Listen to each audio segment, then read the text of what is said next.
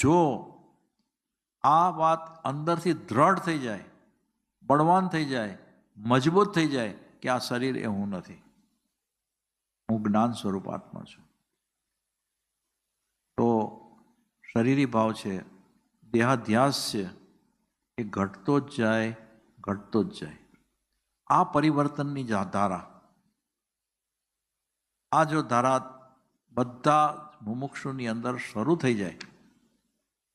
કે કોઈ પણ રીતે આ દ્રઢતા લાવી કે હું જ્ઞાન સ્વરૂપ આત્મા છું, શરીર નથી,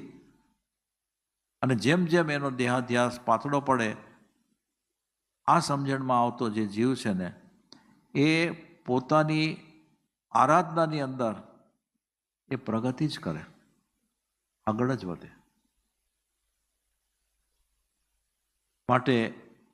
આપણે તો અત્યારના આ પરમ કૃપાળુ દેવની જે જન્મતિથિ છે, એ જન્મતિથિએ આપણે હું આ શરીર નથી પણ હું જ્ઞાન સ્વરૂપ આત્મા છું એ દ્રઢ કરવાને માટે બીજી એક વાત કરું કે એ દેહાધ્યાસ ઘટાડતા જવાનો છે, જેમ જેમ આ દ્રઢતા થતી જાય એમ, પણ એ દ્રઢતા વધુ સારી રીતે થાય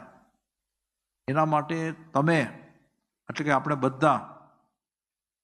જે પણ શરીરની ક્રિયા થાય છે ને એના જોનાર બની જવું,